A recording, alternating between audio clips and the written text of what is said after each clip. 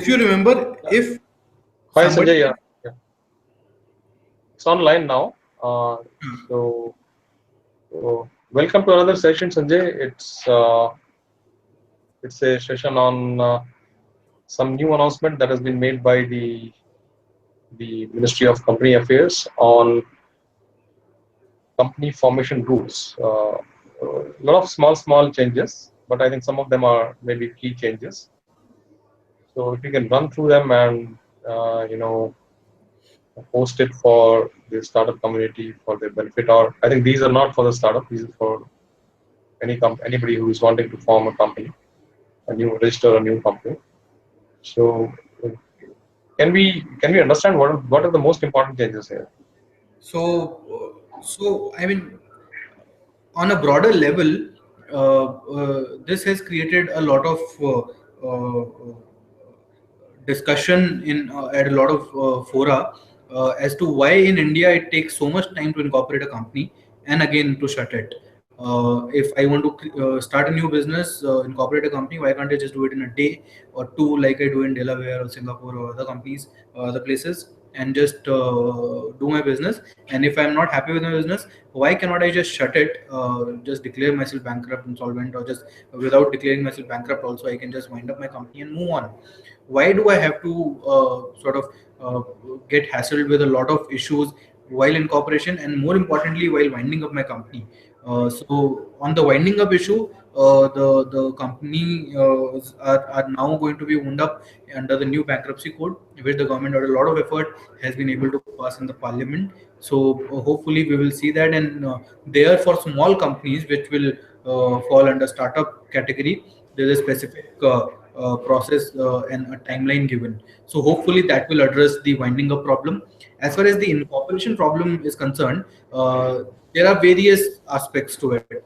Now, if anybody has tried incorporating a company, particularly being a foreigner, uh, either a foreign company or an individual, there are various issues, like you have to apostille things, you have to notarize things, you have to get physical affidavits, and I mean, as we are seeing in the past few months, these requirements one by one are either being eased out or are done away with. But some months back, the process was really tedious, and obviously you had to go to. Sometimes the ROC will just tell you that okay, I don't approve the name, and then you will go to the ROC and ask him why doesn't he approve the name when it is available and nobody else has taken it. So there were various issues. To address them, MCA has step by step taken few changes uh, in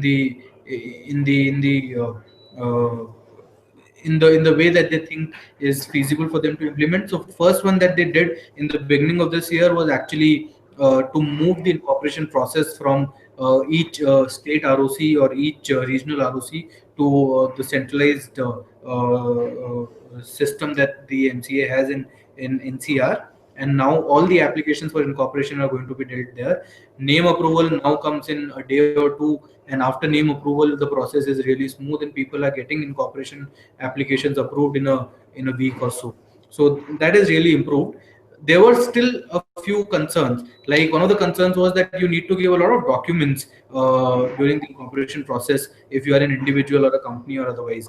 And these documents you repeatedly give. So, for instance, if you want to be appointed as a director, you get something called as a director identification number. To get that number itself, you need to give a few documents and you need to undergo a verification process. The question of the community was that if I have a DIN, why do I and I if I have a DIN, it means that MCA already has my data and I am a verified person and all of that. So if that is already there, why do I again need to submit the same documents or similar documents with notarization, etc., to the MCA while incorporating? So this requirement is a big one, and it has been done away with. That one does not need to resubmit the documents if already submitted if one has DIN, which is a So conclusive I proof. have a so that this is kind of clarifying. So I'm incorporating a company uh, time, and I need to get a DIN.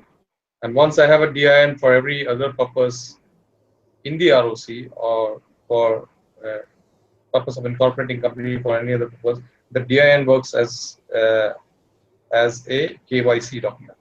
That is correct. DIN is your sort of Aadhaar card, Aadhaar number for MCA purposes. So And the it stands for Director Identification Number.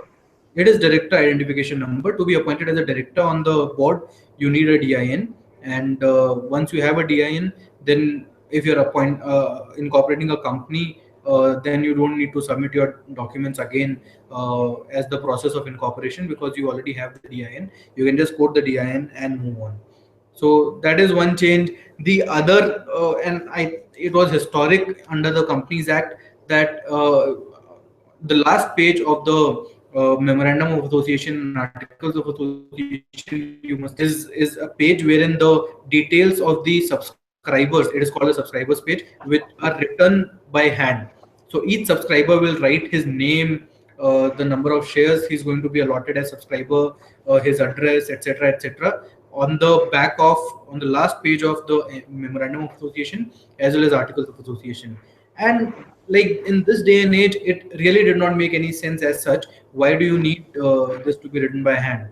And this only delayed the process, because at times the advisors would ask the person who's incorporating a company to send it by hand written, and sometimes it'll not be the same as desired by the MCA. So then one has to go back and again write by hand everything. And if it's a foreign document coming in from a country outside India, you need to apostille and notarize it, which again takes its own sweet time, because you need to go to a consular or embassy there and get it done. So it was a long and tedious process, A lot of red which tape has now been addressed. being cut. So a lot of red tape being cut over there. Sorry. So a lot of red tape being cut. It's being Yeah, saved. and particularly these changes, other than startups, there are general changes also. How to convert your companies limited by, which are not limited by shares, how to convert them into companies which are limited by shares. So that process has been set out, and a lot of other changes. And I think the MCA's focus on making the incorporation or conversion process easier is on, and they are really going to do That's something. when I want to that's when I want to convert from a private limited company to an LLP. Yeah. Yeah. Okay. So there is, under the LLP Act, there is a process. The process from private company to LLP and vice versa.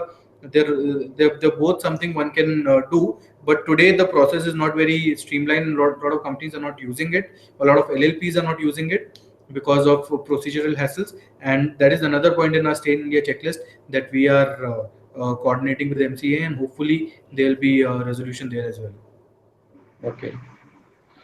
Okay. I think so. There, if we read into those fine prints, I think a lot of small details were there, but in general, there is a change uh, in the direction of making it easy for people to incorporate companies. Sure, the bottom line is if you have DIN, then you can just rest assured that from your side at least there will be no further documents. So for incorporation of a company. So that is a good thing. So, great. I think people will use this Google Hangout as well for their benefit, especially the Sure. new Thank you. corporation people. Thank you, Sanjay. Thanks for covering that. Thanks. Thank you.